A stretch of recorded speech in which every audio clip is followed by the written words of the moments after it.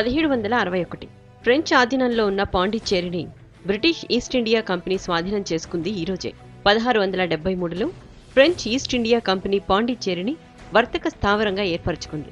దాంతో ఇది little France గా పాపులర్ అయింది. గోవా తర్వాత రెండు దేశాల సంస్కృతుల సమ్మేళనం పాండిచ్చేరి స్వాతంత్ర్యానంతరం దేశంలో కలిసిపోయింది.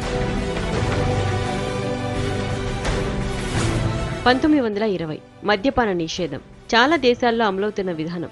లిక్కర్ బ్యాన్ను విధిస్తూ అమెరికా దేశాలు జారీ చేసింది ఈరోజే. 1920 మొదటి ప్రపంచ యుద్ధం తర్వాత ప్రపంచ శాంతిని కోరుతూ లీగ్ ఆఫ్ నేషన్స్ ఏర్పాటైంది. దాని తొలి సమావేశం ఫ్రాన్స్లోని ప్యారిస్లో జరిగింది ఈరోజే.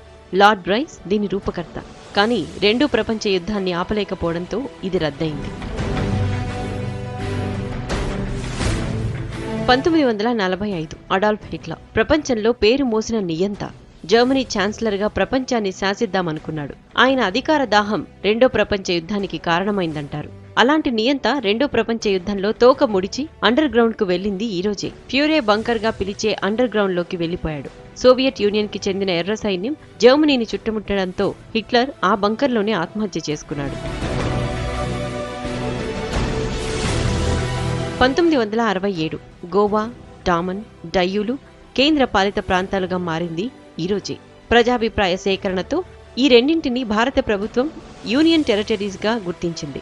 30 మే 1987న గోవాకి పూర్తి రాష్ట్ర ప్రతిపత్తి లభించింది. 1970 లిబియా ప్రధానిగా గడాఫీ చార్జ్ తీసుకుంది ఈరోజే. లిబియా రాజు ఐద్రిస్ హయాంలో దేశంలో రక్తపాతం జరిగింది. అప్పట్లో ఆర్మీ చీఫ్ గా పనిచేస్తున్న గడాఫీ అల్లరి మూకలను అణిచివేశాడు. జనాన్ని శాంతింపజేశాడు. సైనిక పాలనతో లిబియాని కంట్రోల్ చేశాడు. ఆ తర్వాత 30 ఏళ్ల పాటు నియంతగా లిబియాను పాలించాడు. చివరికి 2011 సెప్టెంబర్లో దేశంలో వెల్లువెత్తిన ప్రజాగ్రహంతో పదవి నుంచి వైదొలిగాడు. అదే ఏడాది అక్టోబర్ 20న చనిపోయాడు. 1973 సీరియళ్లను ఎపిసోడ్లు సాగదీయడం కామన్. కానీ ప్రపంచంలో అతిపెద్ద లైవ్ టీవీ షోగా చరిత్రకెక్కింది Bonanza. Bonanza last episode telecast అయింది ఈరోజే.